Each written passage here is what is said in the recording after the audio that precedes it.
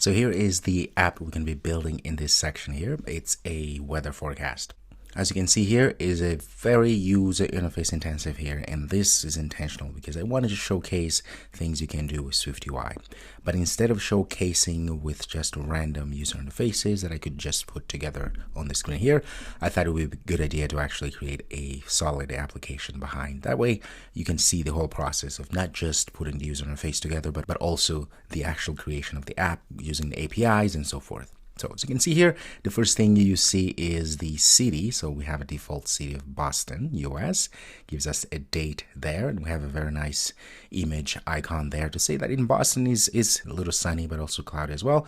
And we have the actual temperature right now. It says 56 degrees. Broken clouds. The wind is about 13.1 miles per hour, 56 humidity, and 56 max temperature for today. Okay, and we have at the bottom here a scroll view, horizontal one, that gives us the 7-day forecast.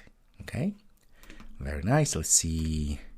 Next Thursday is going to be 47 the lowest, and 66 is going to be the highest. Humidity is 40.